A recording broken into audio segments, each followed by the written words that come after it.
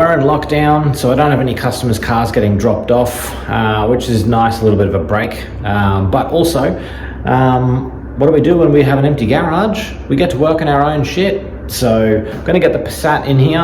I've got some coilovers that I've been meaning to fit for a while now, so I'm going to go through and get them installed and do some stuff to them.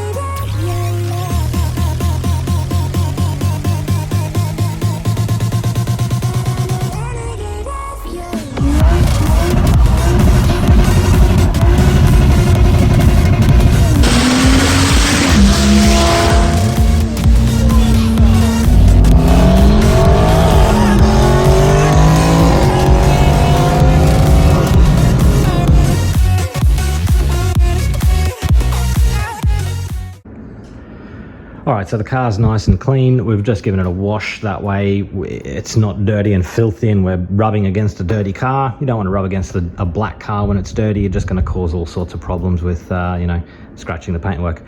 Anyway, we've got our coilovers sitting over there in that box. What we want to just quickly measure, and I know I've done a video about this before, is the standard hub to guard measurement. So you measure from the center point of the wheel, the hub essentially, to the top, to the edge of the guard there. So that actual measurement there, regardless of what size wheel and tire combo you have, that measurement is the most accurate way if I'm trying to do this here in Australia and somebody in Europe, which comes factory with the 19-inch option wheels instead of these 18-inch wheels, and they fit some springs and they say, oh, how much did you lower your car, or how much do these springs lower the car? That's going to be a universal way to tell someone it lowered my car this much when you measure from the hub to guard. Because if you have a bigger rolling diameter or a smaller rolling diameter, the measurement from your guard to the ground may vary. So if I lower mine, say 20 mil, I want to say that that's done from the hub to guard measurement. I've lowered it 20 mil, so it'll be down here. And that way, if somebody's got 19s or 20s or whatever the case might be, they'll know that, okay, from that hub to guard measurement, I've taken 20 mil out of mine. Now, I've had the tape measure out. I've given it a quick measure up. The rear hub to guard, and again, I think I've done a video on this before. The rear hub to guard is 355 millimeters, and the front hub to guard is 350 millimeters. Now, one thing to remember as well, this has an empty boot. There's no spare wheel in it, and it's got about a third of a tank of fuel. So take that into consideration. If it had a spare tire in the boot with obviously the rim and tire weighs, again, I've done a video on that. Off the top of my head, I think it was something like 22 kilos, plus a full tank of fuel. Like I said, it's only got about a third of a tank in there. So there might be another 50 or so kilos of weight in that, which is probably the equivalent of sitting someone in the back seat. So that will make a bit of a difference. So my hub to guard with 1/3 a tank of fuel and no spare tire in the back is 355.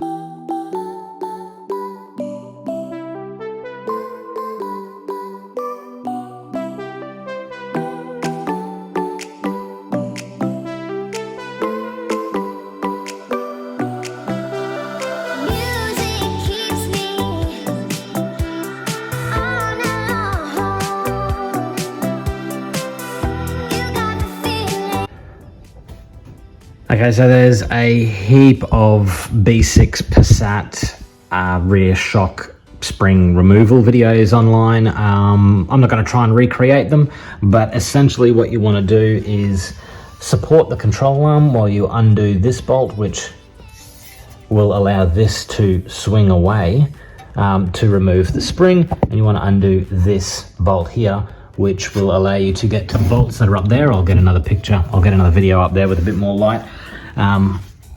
You can sort of see them up there, the bolts. You access those bolts to drop that saddle out, undo the top of that saddle and reinstall your bits and pieces. So It's not a huge job. The rear is absolutely the most easiest to do versus the front. And to be honest with you, the rear is probably what I actually really wanted to get done today anyway, if I don't get the fronts done. And turns out, I mean, people do it without special tooling, but yeah, sometimes they can be a little bit painful. There's the box of the coilovers there that I'm using. So yeah, anyway, we'll get to that in a sec. We'll proceed and remove all of this stuff, eh? For 25 years, I've been waiting for a reason to use my 18mm socket. This is the set that I have done countless engine conversions and work on. I have never used an 18mm socket, but you know what? They have given me a reason to use it. This bolt right here is an 18mm. Whoa, wonders will never cease.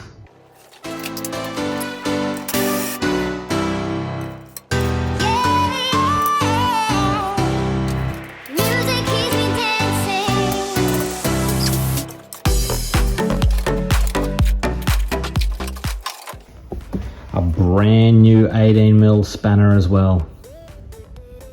I don't think this has ever been used. It's probably a bit grubby from sitting in the toolbox.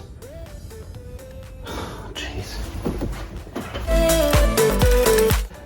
A lot of the videos that I've seen have been removing that one up there and then winding the control arm down like that. Now the reason why I don't want to do that one is because that's actually your wheel alignment settings on that one. Or it's got like a cam bolt in it.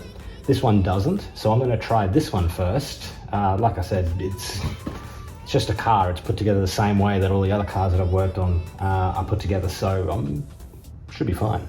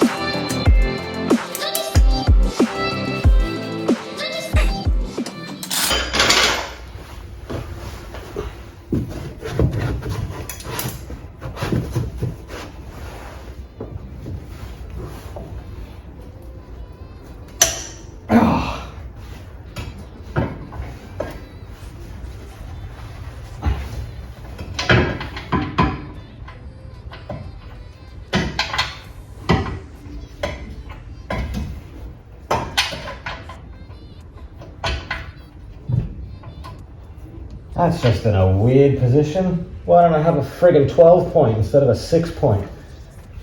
Oh.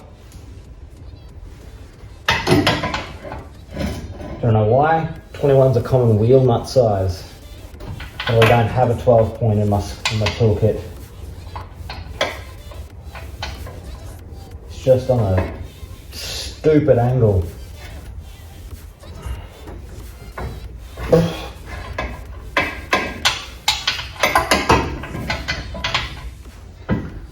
Oh, there we go.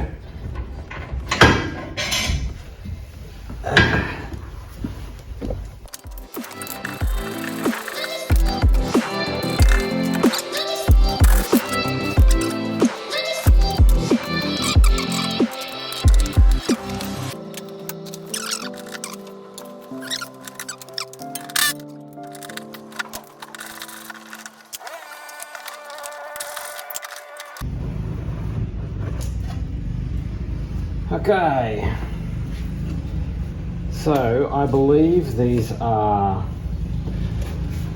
just grab a bit of something to clean this up with.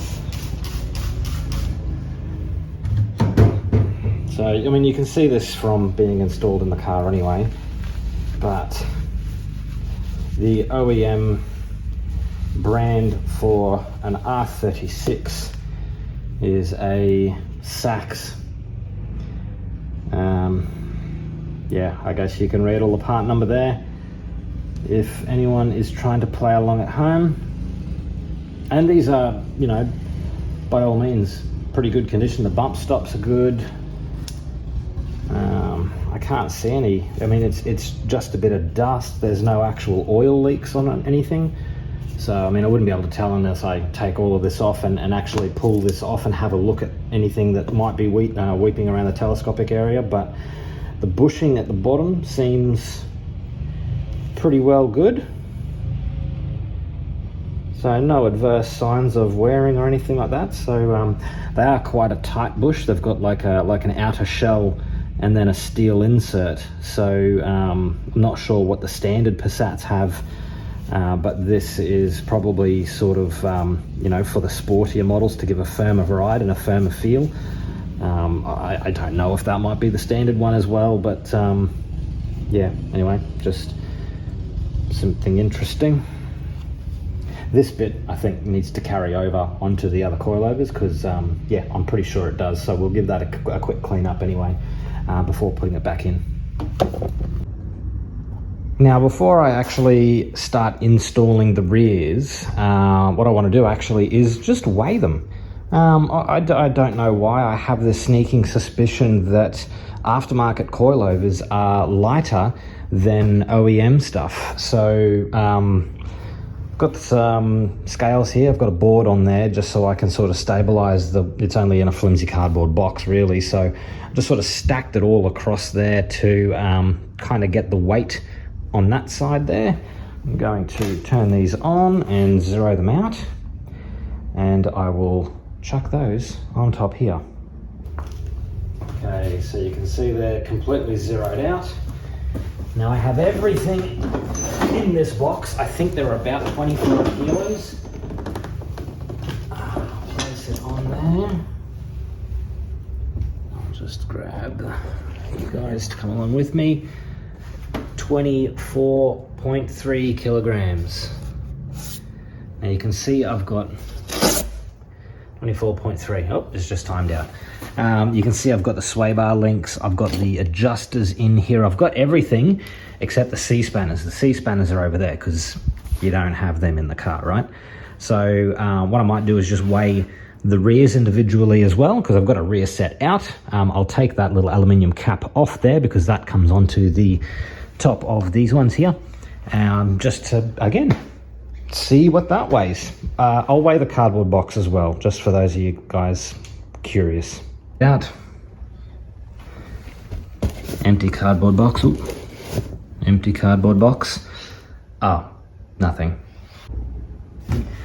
Okay, this is a complete rear assembly here.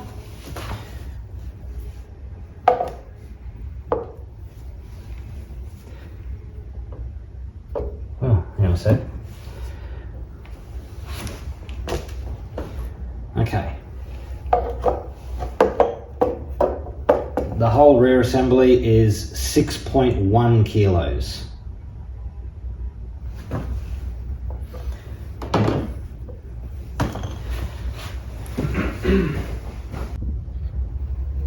Yeah, I don't think the OEM is going to be heavier than the aftermarket, to be honest.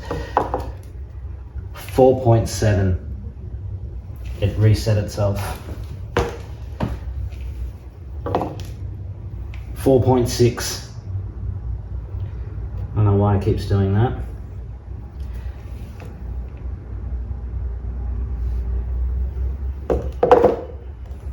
.6, yeah, 4.6. Oh well.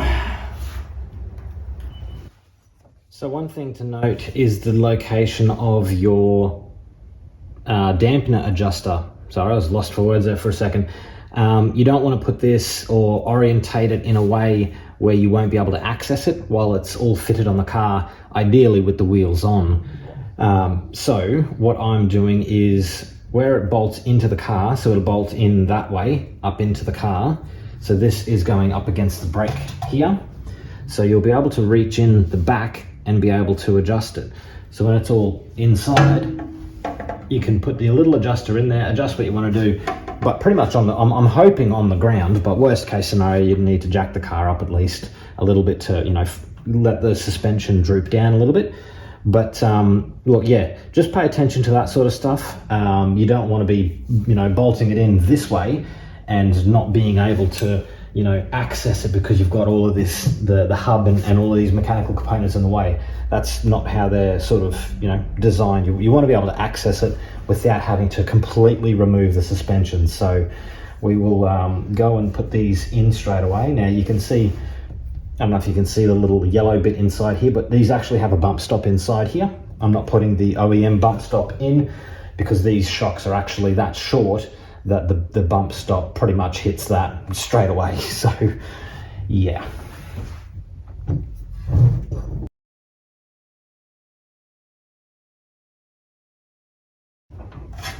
I forgot to mention also, these coilovers have been fitted to an R36 before. I got the owner's, you know, measurements, hub to guard, heights and all that sort of stuff off him. And yeah, basically went, you know what, that looks like a pretty good starting point for me anyway. So I'm not going to change any of that. So he literally pulled these out and fitted the ST suspension, which is the box that these came in. These aren't STs. Mind blank. I'll tell you which brand they are in a minute. But yeah, so I'm not changing any of this, the heights or anything like that yet. I just want to get them in, see where it all sits in my car, because my car might be different. Like, I mean, he had a sedan, this is a wagon obviously, so I've got a little bit more weight on the back. You know, depending on what type of wagon it is, power tailgate, sunroof, blah, blah, blah, blah, blah. They're all different weights. So it's best to, I'm just going to be putting them in and seeing where we're at and adjust them from there.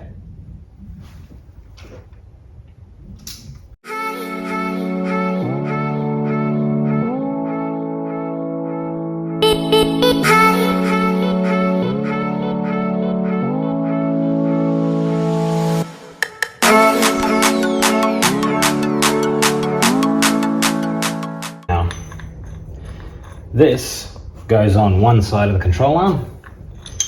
This goes on the upper side of the control arm. It's already got a nylon bush in there for the spring seat for the aftermarket spring, but you're going to need to use your OEM upper and pop him in. Oof. Pop him in the right way like that. You'll see the witness marks there, and that's how she gets in there. And also stays in there because it's got that bolt and it's bolted to the lower control arm, which the standard one isn't bolted in, but because these are so much shorter, obviously the shock is shorter as well, wherever an OEM spring is, over there. But you can see the difference between the standard spring and the aftermarket spring.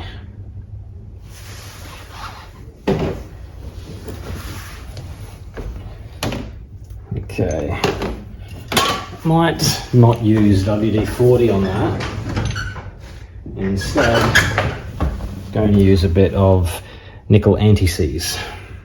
That's what I usually use on my wheel bolts, head studs, oh sorry, not head studs, exhaust studs in your cylinder head, things like that. Just because it lasts a fair bit longer than, you know, spray-on stuff.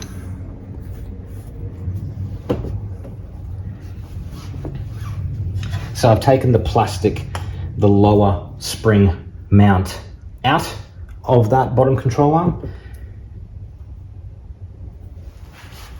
Give that a quick clean up actually, just to make sure.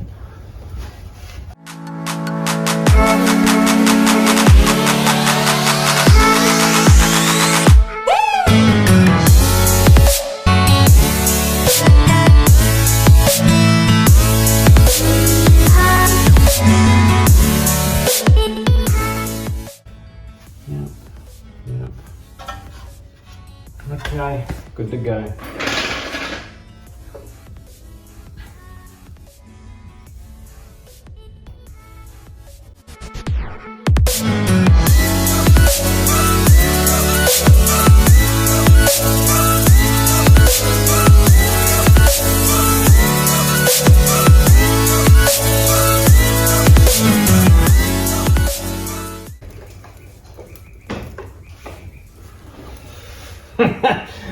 I don't even know if I lowered it.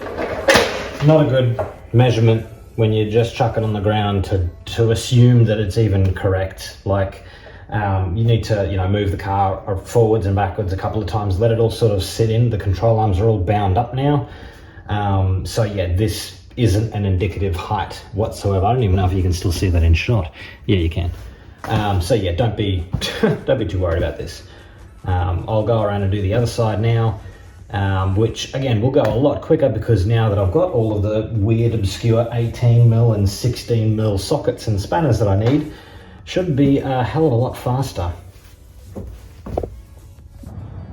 All right, so the wheels at the back now are tucked to 325mm hub to guard, and yes, my center cap has popped off.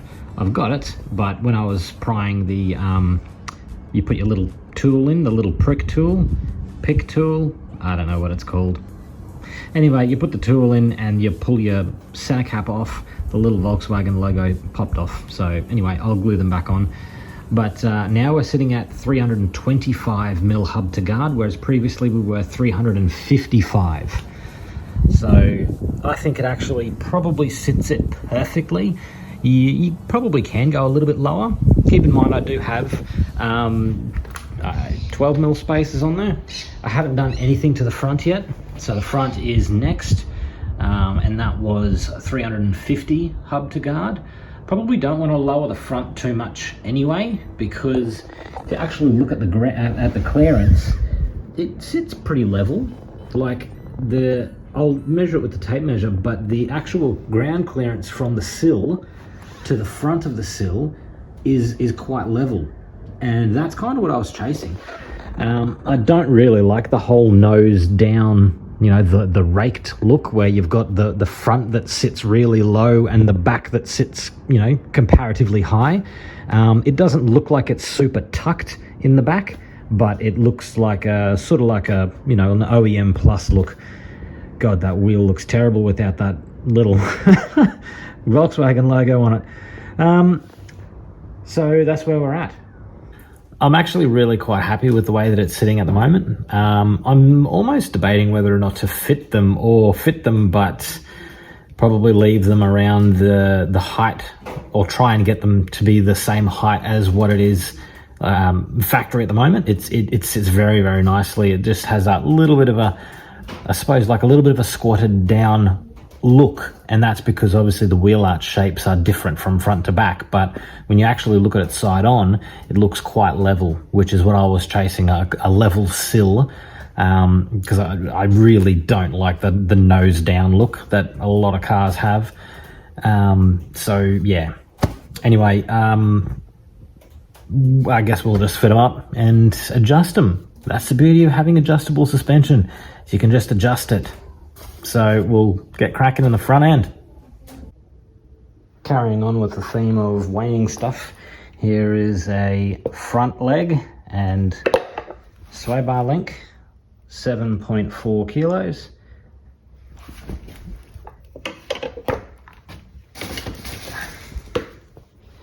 Let's get a coilover front leg and a sway bar link. 5 kilos? Let's just try that again quickly. Reset. 5.6 kilos. All right, now the fronts are quite a bit more involved than the rears. A lot of the guides that I've looked at and some of the comments that people have made are that you have to remove the drive shafts, or at least one, to get them out. I've never done this before. I've done it on an A4, which again is very, very similar. So I know roughly what I'm up for by, it basically has like an aluminium, it's almost like a clasp, and the bottom of the strut sits in there. There's a bolt that goes through here, so you need to take that bolt out, and then you need to use like a drift and split that open a little bit so it releases the strut. So yeah, I've got the idea of the concept of it. Like I said, it's just a car, so it gets put together. should be able to pull it apart, right? So anyway, enough talking. And if you're wondering what I've got a timber board for, this plastic flooring, you can't really put a trolley jack on. The little steel caster, or the little steel caster wheels and the running wheels on the front will actually just destroy the plastic. So essentially I've just got a piece of timber that I just run the trolley jack on. Saves my flooring. I mean, you can replace the tiles anyway, they're individual tiles, so.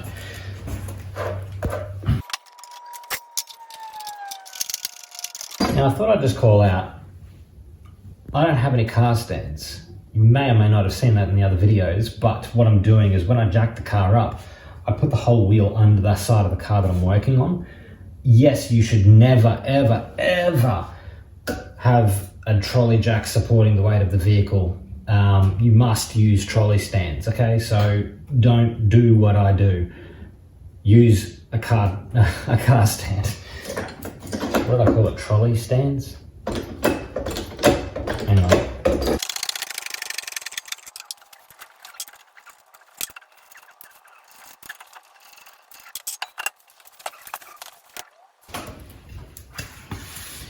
Alright, I might bring you guys in on this. So this is what I mean by this split pin. Where the bloody hell is that torch? This is what I mean by that, not split pin. It's like a, I don't know what the term is. Someone will correct me in the comments anyway, so I just will call it this. You need to undo this nut. There we go, that's better. So this is what I was referring to here. It's got a bolt that goes through this section here, and you see this split here. That you need to release. So it's sort of like holding the bottom of the strut like that, and the bolt holds it tight. And you need to undo the bolt, and then you need to split it open, and then this leg can be removed out. It's just got the standard bolts on the top like every other car has. You know, as far as the strut tower is concerned, we've got this, and we've got different length ones of these as well, which is good in our coilover kit. So yeah, anyway, we'll get cracking. Get it? Nuts. Crack the nut. Yeah, okay, dad joke.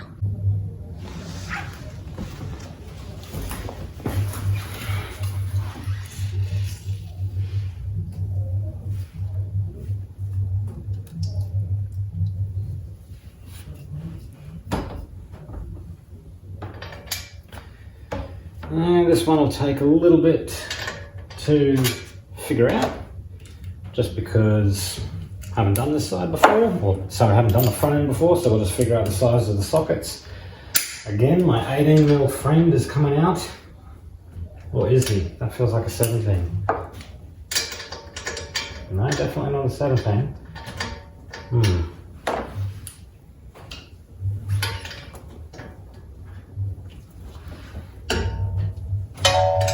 Okay, I feel that should have been tighter than that.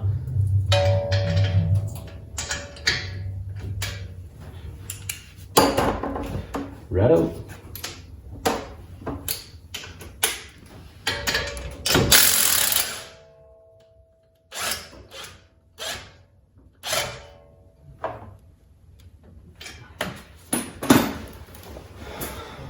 I hope one of these is the right torque split that I need. Looks pretty freaking big. Ah, you bastard.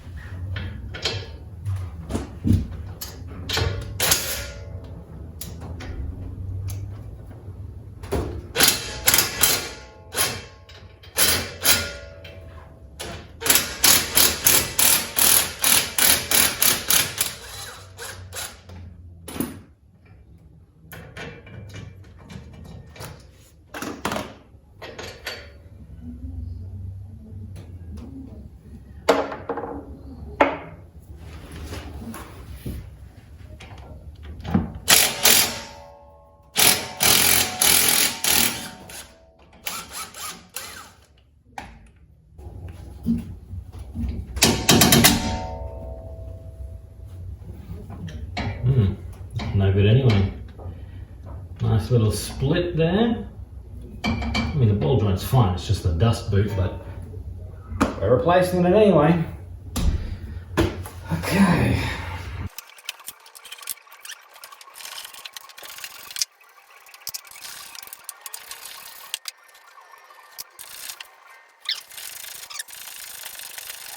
Or not. Okay, so yeah, basically I need to undo that, and that. This is probably quite dangerous. I've got a nice sharp wood chisel here.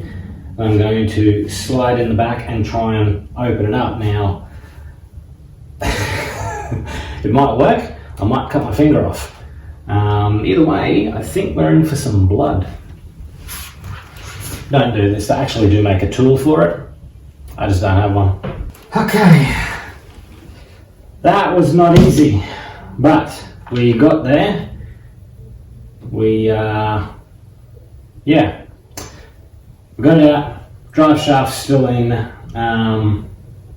They're quite interesting, to say the least. But the coilovers being that they're so much shorter, and that's really what the problem was. Due to the entire length of the strut, it would have been easier to undo the drive shaft bolt just to let the whole unit sort of come away a little bit more. I've got the right socket here. I don't have any pipe that I can hang onto the back of this and actually break. It's extremely tight. So I was just going to do that, but I ended up persevering and got it out of this clasp by tilting it and jacking up certain points and sort of jacking up onto the tab here to compress the strut a little bit, which allowed then me to pry it away from that saddle. So we got there in the end. Mission, but putting it all together should be relatively easy. Aside from the bump stops, these shocks seem quite good. The bump stop seems to be shagged. There's half of it down the bottom here and the other half up the top here, but the strut top's good. Look, from a serviceability point of view, I keep on comparing it to Japanese cars. This is 170,000 Ks on it now. Factory suspension hasn't been touched. I've owned it for 4 and a bit years now, since I sold the Lexus, and I bought it with 130 on it. All of its logbooks were all done. Ever since then, obviously, I've been doing the servicing, but mate, seriously, it's probably one of the best cars that I've owned. From a servicing point of view, the basics, get covered off: DSG, engine oil, routine checking around here, bits and pieces around there, topping up fluids and stuff. Mate, it's been a champion car. So, and look, there's nothing wrong with these. I have had these coilovers sitting in a box in the shed for a couple of months since I bought them from another R36 owner. And yeah, I thought I would just fit them up. So anyway, back to installing the coilovers. So what I've just finished doing is setting up the struts to be pretty much the same. So where we've had the opposite, when I pulled them out of the box, they were loosely adjusted, so I've kind of adjusted them to the same, like the witness marks where they're kind of a bit dirty. So that's pretty much where the previous owner had them, and I saw his car and that was kind of where I wanted it to sit. So give or take a little bit here and there. They're adjustable, so I'm going to install them, and again, we just need to see it on level ground and just see where the heights are. If you really want to get into it, you can 4-corner weigh it, just to make sure that the pressure is the same, spring tension, etc. Look, I mean, it's going to get a wheel alignment anyway, so we'll make sure that that sort of stuff is looked at with the wheel alignment. So without further ado, let's chuck these bad boys in.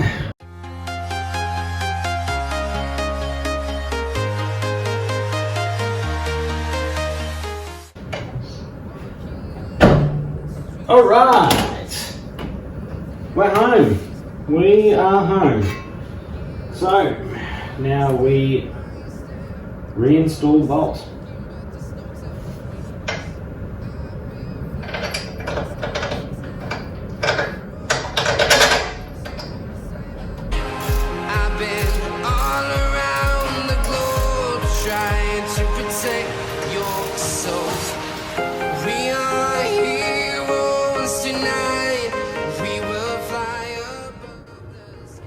Okay, everything's on except the sway bar link. What I want to try and do is get the other side up in the air, and because the sway bar is quite tensioned, I guess, being that one side's got compression and the other side's got semi droop. So anyway, what I want to do is just start on the other side, get it up in the air, get the leg out, and that way I can move, or even just disconnect the sway bar link. Then I can start to, you know, move it, because right now it's just on really obscure angles, and I think I don't want to like tighten up the sway bar link pin when the bolt's like, you know, on a really cockeyed angle. So yeah, also it would be remiss of me to simply whack the wheels back on. I'm probably going to be painting the calipers too. I'm just going to redo them in the, you know, in the standard blue that they are, whatever VHT paint blue is. I think this is called like jazz blue in the Volkswagen community. I mean, it looks like shit because it's oxidized and this thing's all rusty, so I'll get some brake cleaner and give it a good clean, mask it up. It's kind of got like a mask line where they sort of, from factory, they paint like this half. So I'll basically kind of jam some paper and shit in there and mask it all up. I'm not going to take it all off and get all crazy about it. You're not going to see it. I don't want to be one of those guys that's like, oh, it's doing it dodgy, but like, come on, seriously, it is what it is. So yeah, I'm going to get on the other side now. This one's all in. Yeah, so anyway, good to go.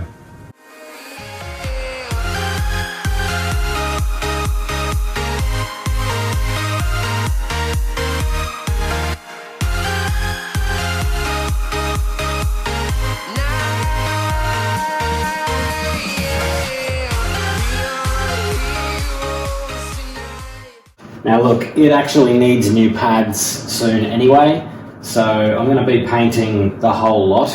Obviously I'm going to mask up all of the bits and pieces that I need to and everything in here, but this thing, when I get the new pads, I'm going to get another one of these and I'll paint that either blue or black or whatever as well, and replace, because it's all skater looking anyway, and it sort of is part of kind of like the brake service kit, so I'll do that at some point. You know, they kind of probably have, I'm probably going to say maybe 10,000 Ks. I'm going to have to do them this service interval probably, and I'll probably swap to some decent ceramics anyway, so I can stop that whole brake dusting issue that is awesome to have, cleaning it every time. So yeah, clean all this stuff up so the actual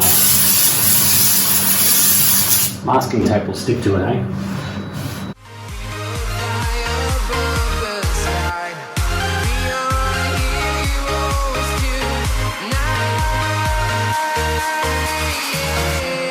I've been flying from town to town, from London to Taiwan. I've been all around the globe trying to protect your soul.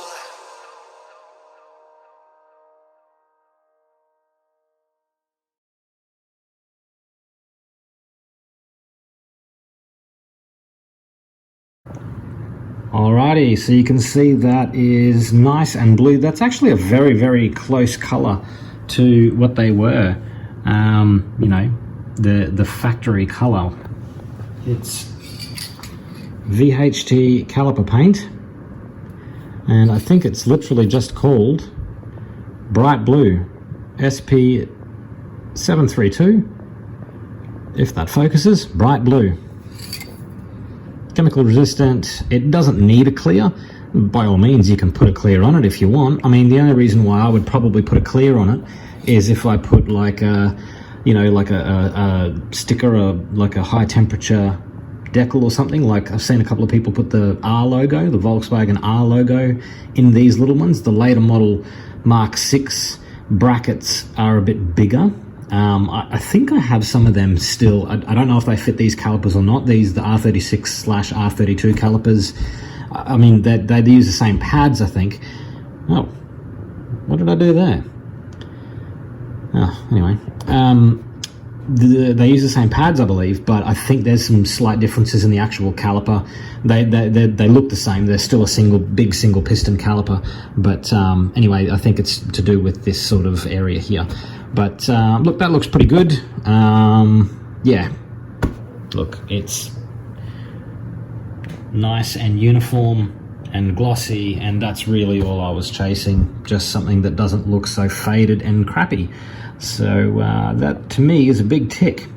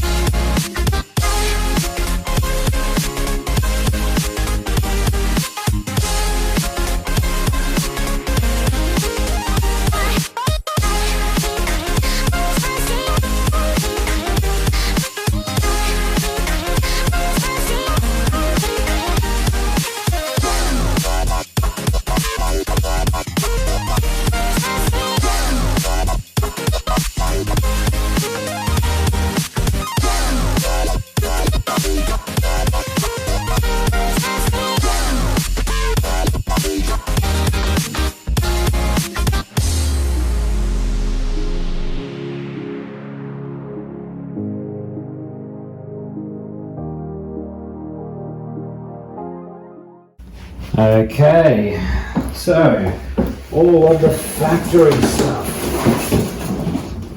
weighs in at, it's just turned itself on and off, so let me just reset it.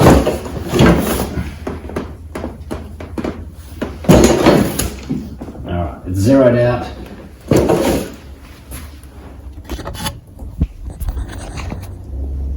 $24.8.